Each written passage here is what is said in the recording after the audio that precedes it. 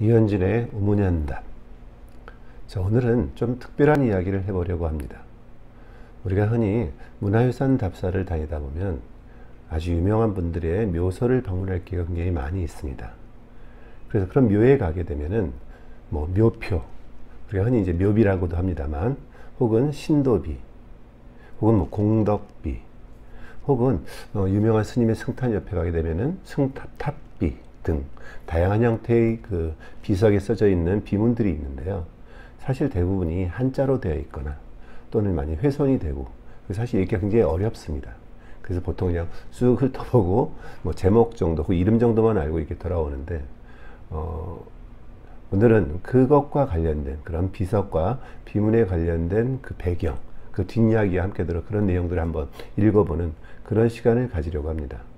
일명 비석 읽어주는 남자, 그쯤 될까요? 자, 여러분은 의리하면 누가 떠오르시나요? 의리하면 김부성? 이런 우스갯소리도 있지만, 요새처럼 그 대통령 선거를 앞두고 정치인들의 이합집산이 막 이루어지고 있는 이때, 의리는 진짜 중요합니다.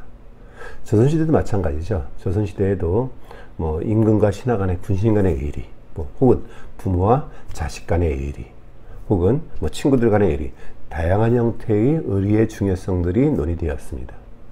자, 오늘은 그러한 옛사람들 중에서 의리로 대표되는 인물 하나, 그분에 관한 이야기를 하려고 합니다. 바로 서명선이라고 하는 분입니다. 자, 영조, 정조 때 인물인데요. 우리가 이제 정조가 아버지인 사도세자의 죽음 이후로 본인이 왕이 되기까지 과정에는 굉장히 많은 고난의 과정을 겪습니다.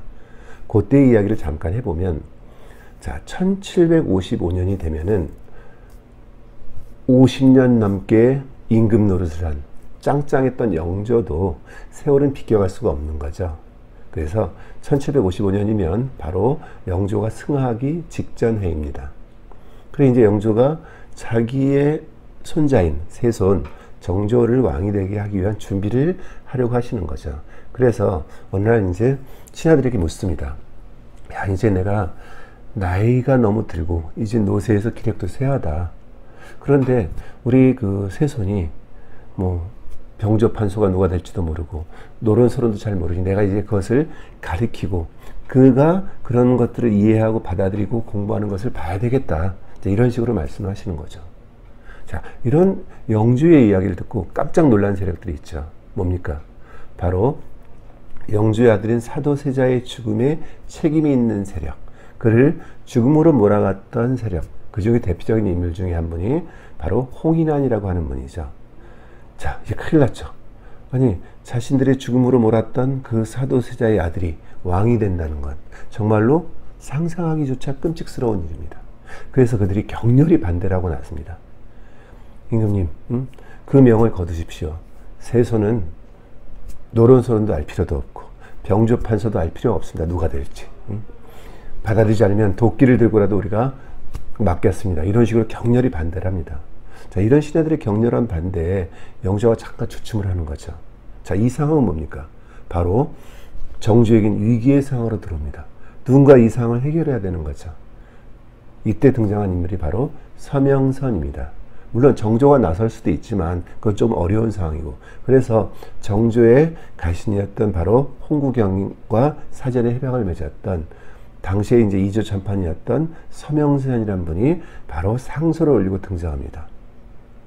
아니, 도대체 이런 일이 있을 수 있습니까? 임금이 나라를 걱정하는 그런 마음으로 그런 명을 내리셨는데, 아니, 어떤 신하들이 세자가 이런 걸 알 필요가 없다고 한다니, 그럼 도대체 동궁이 이런 걸 모르면 누가 이런 내용들을 알아야 됩니까? 임금의 이런 마음을 받아들이지 못하고 말도 안 되는 이런 죄를 저지른 이런 대신들을 처벌해야 됩니다. 라고 강력히 상소를 올리게 됩니다. 그리고 이 상소를 계기로 상황이 급반전되는 거죠. 그래서 세손인 정조가 대리청정을 하게 되고, 곧이어 그 다음에 영주의 승하와 더불어 임금으로 등극을 하게 돼서 정조가 탄생을 하게 되는 거죠.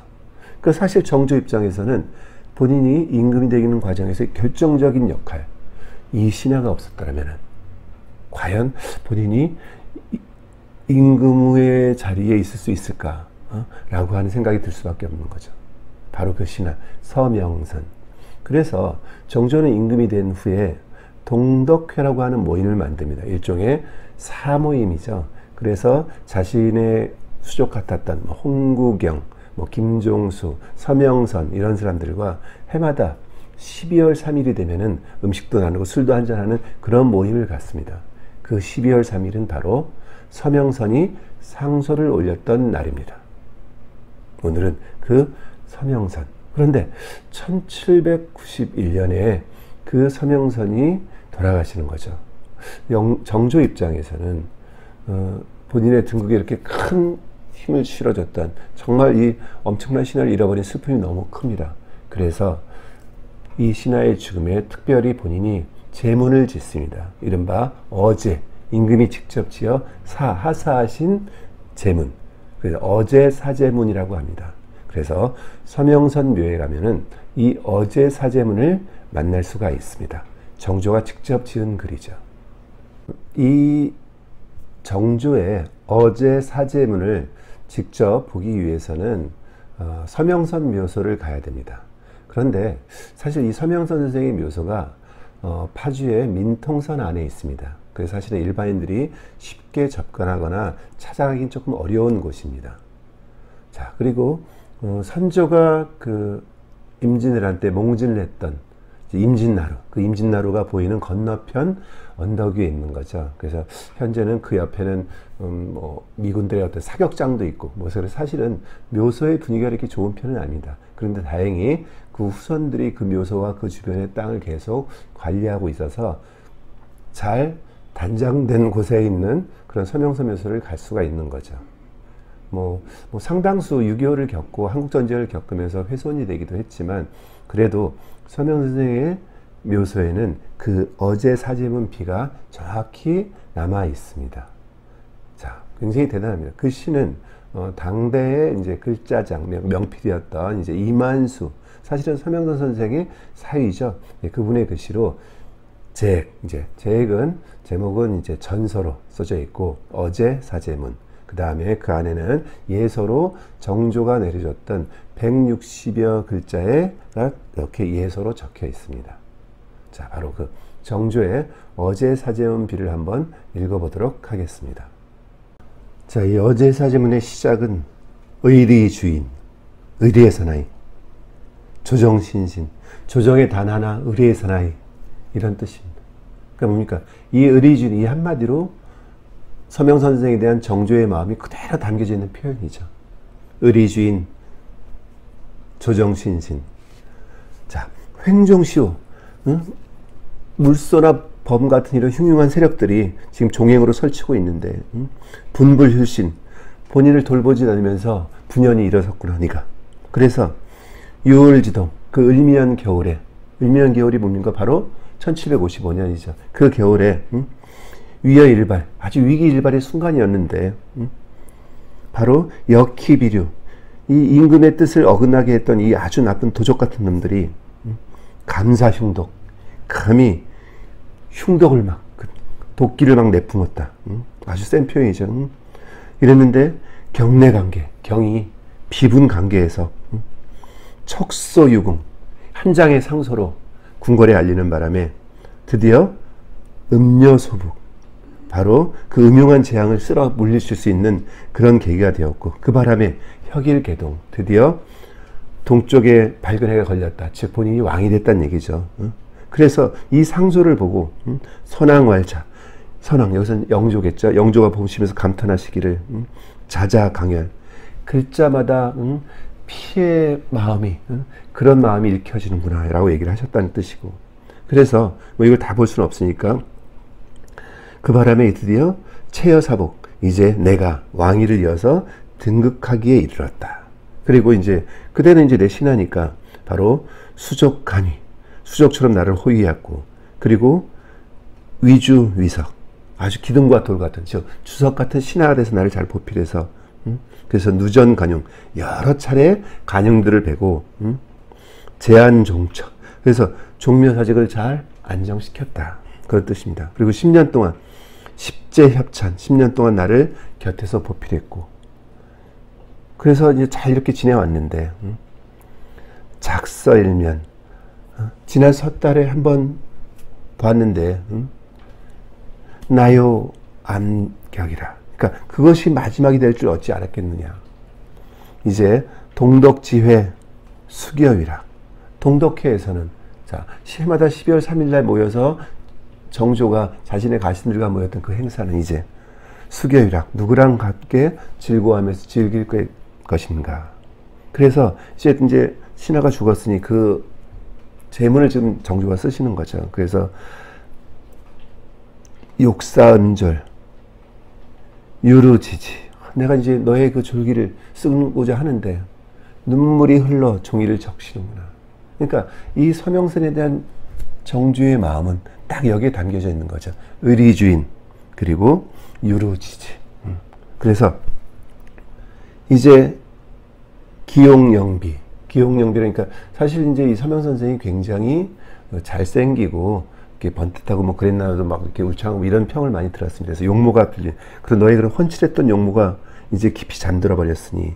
그러나 불수명 이제 사라지지 않는 것은 일부 명의, 한부의 명의록일세. 그러니까 명의록은 뭐냐면 바로 그 시기 상소를 올리고 나서 그 척신들 물리치 그 시기의 내용들을 나중에 기억하기 위해서 정리하는 내용이거든요.